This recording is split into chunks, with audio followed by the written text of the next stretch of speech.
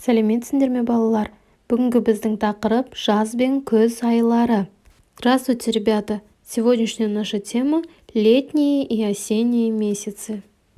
Жаңа сөздер, новые слова. Напиши в словарь и выучи. Егін ору – собирать урожай. Шық түсу – выпала роса.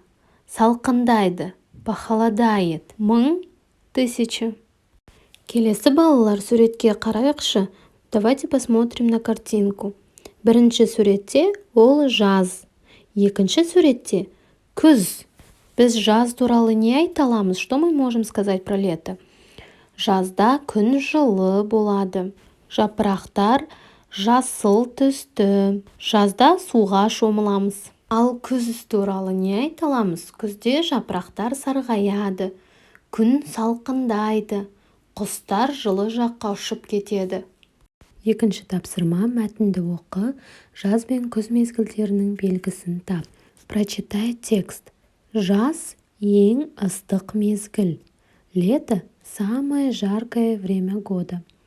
Жаз айлары, летние месяцы, маусым, июнь, шілде, июль, тамыз, август. Жазда жеміс-жидек піседі. Летом созревают плоды, фрукты и ягоды. Біз суға шомыламыз. Мы купаемся. Күз айлары, осенние месяцы. Қыркүйек, қазан, қараша.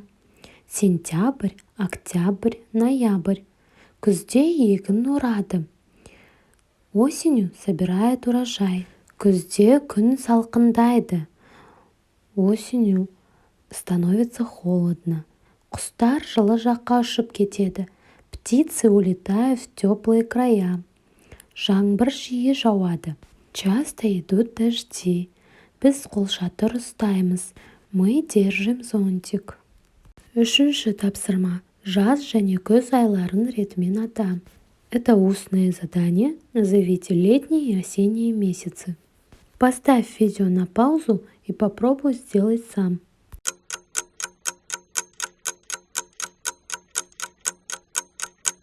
Жаз айлары. Маусым, шілде, тамыз. Күз айлары. Қыркүйек, қазан, қараша. Төртінші тапсырма. Отбасы мүшелері қай мезгілде туғанын анықта. Кестеге аттарын жаз. Определите, какое время года родились ваши родители, родные, братья, сестры, и напишите в таблице. Например, у вашей мамы день рождения в марте. Март – это весенний месяц. Значит, мы пишем там, где көктем, слово «мама». Она.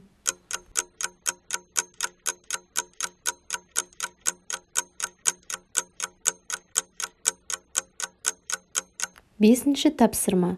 Суретті пайдаланып сөйлемді толықтыр. Дополни предложение, вставляя вместо картинок слова.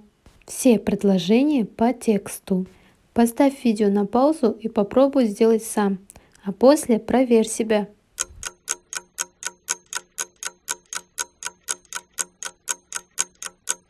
Алтыншы тапсырма. Суретке қара, жаз және күз айларын салыстыр.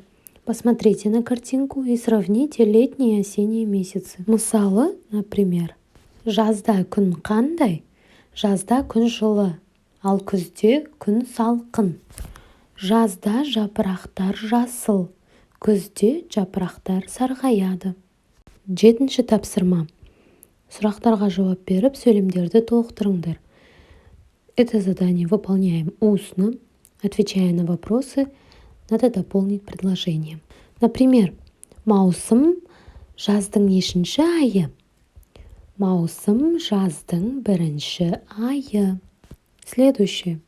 Шілде жаздың нешінші айы? Шілде жаздың екінші айы.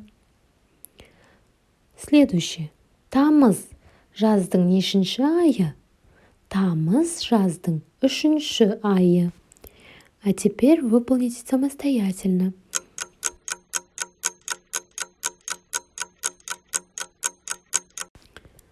А теперь Кельжаттаих стихотворение выучи, а сундучок запомни.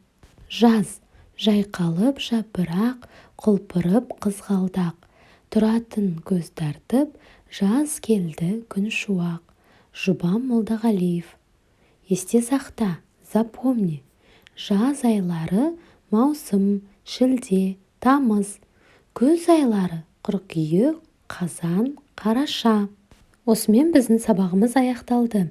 Келесі сабақта кездескенше сау бол. На этом мы закончили урок. Подпишись на канал и поставь лайк. Спасибо за внимание.